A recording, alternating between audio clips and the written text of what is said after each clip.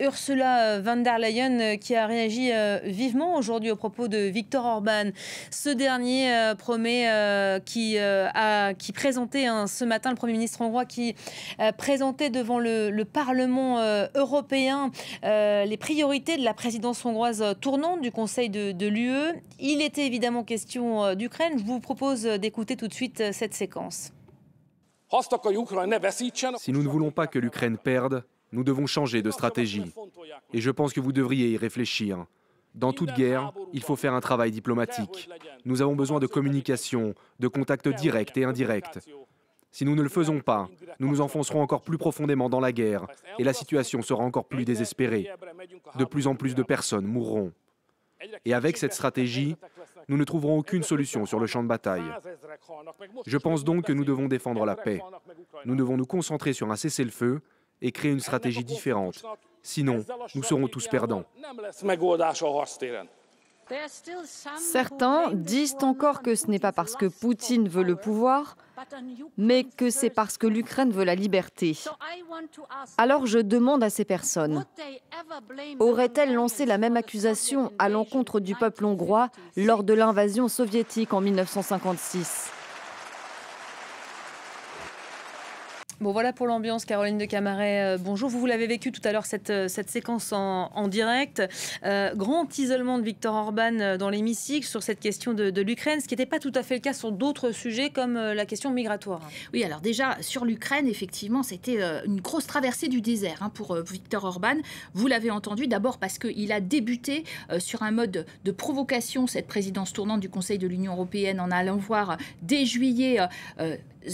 Volodymyr Zelensky, il était temps parce qu'il l'évitait pendant un certain temps à Kiev, mais à la suite de ça, Vladimir Poutine en Russie, puis Xi Jinping en Chine, sans aucun mandat des 26 autres, ce qui a été très mal perçu par la présidente de la Commission européenne, qui a refusé d'envoyer d'ailleurs dans les conseils ses commissaires, qui ne sont plus rendus à Budapest, ont été remplacés par les directeurs généraux. C'était une sanction un petit peu symbolique, mais quand même.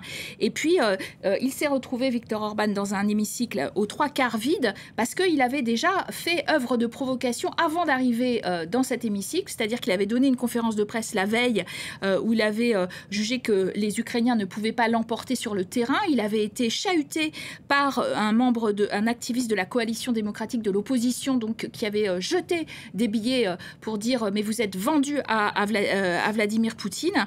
Et donc tout cela manifeste évidemment d'une ambiance survoltée avec Ursula von der Leyen qui réitère son soutien militaire et financier à l'Ukraine. Elle est aussi en campagne pour la validation de sa commission qui doit avoir lieu dans un mois et demi, et elle est décidée à en découdre avec ce Viktor Orban qui est très très peu aligné. Il est très proche de Moscou et surtout il a même distribué très récemment des visas de 2 ans à des Russes pour rentrer sur le territoire hongrois, ce qui met en danger, ont souligné plusieurs eurodéputés, finalement la sécurité intérieure, parce qu'on ne sait pas qui sont ces Russes qui sont sur le sol maintenant de Schengen. Donc il est sous le coup de plusieurs cartons rouges par rapport à ses relations vis-à-vis de Vladimir Poutine. Même un groupe qui est à la droite radicale comme le sien, celui de Giorgia Meloni et de Marion Maréchal, l'ont critiqué en disant qu'il avait oublié que notre ennemi extérieur était l'alliance de la Russie, de la Chine, de l'Iran et de la Corée du Nord. Donc il est isolé, mais en même temps il a l'espoir, et il l'a dit, vous l'avez dit, il l'a dit récemment, d'une élection de Donald Trump qui lui donnerait à nouveau un peu de souffle, puisque Donald Trump veut résoudre la guerre en Ukraine en un jour. Il a dit qu'il ouvrirait les bouteilles de champagne. Et il va ouvrir les bouteilles de champagne. Et puis, en forme de provocation ultime, il a conclu son discours par Make Europe Great Again. Ça vous rappelle quelque chose? Donc, certes, il faut renforcer l'Europe, mais peut-être pas sur un slogan trumpiste. Bon, le match n'est pas encore terminé. Il y a une sacrée ambiance d'annoncer pour l'après-midi encore. Oui, parce que les autres sujets quand même, qui sont très clivants, pas pour tout le monde, mais le sont tout de même, c'est la compétitivité qui était au programme de sa présidence.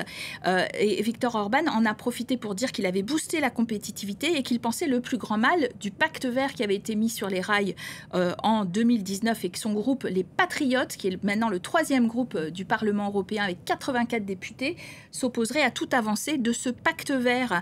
Alors Ursula von der Leyen, la patronne de la Commission, a appuyé là où ça faisait mal, où elle a annoncé qu'effectivement, il y y avait beaucoup de problèmes de corruption dans ce pays où le PIB par habitant est plus faible que tout le reste de la région. Il y a 19 milliards d'euros de fonds structurels européens qui sont bloqués parce que Viktor Orban ne respecte pas l'état de droit sur aucun chapitre, justice, liberté de la presse, liberté des minorités et des ONG.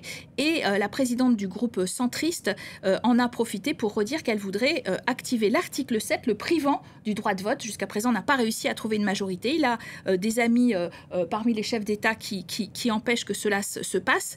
Il n'empêche, sur le chapitre migratoire aussi, grosse séquence où il a expliqué que l'immigration irrégulière à laquelle il tentait de mettre fin du côté de la Hongrie entraîne la montée des agressions, de l'antisémitisme contre les femmes et de l'homophobie.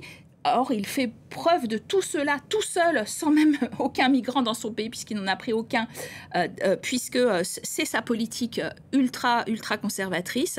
Et donc, les accusations ont volé en sa direction sur la corruption généralisée de son gouvernement, de ses proches, qui ont touché des fonds européens. Et il a parlé en retour d'une intifada politique, et monté à la tribune un de ses opposants, Peter Magyar, qui a fait un aussi bon score que lui aux dernières élections européennes, qui est aussi ultra-conservateur, et qui, lui aussi, à distance, a fait des conférences de presse sur conférences de presse. Donc, ça a été très hongrois et une séquence aussi très européenne, assez passionnante et qui montre bien les lignes de partage maintenant et ce qu'est désormais cette droite très radicale qui est parfaitement décomplexée à la tribune du Parlement européen. Merci beaucoup Caroline pour le résumé de cette séquence qui va donc se poursuivre cet après-midi.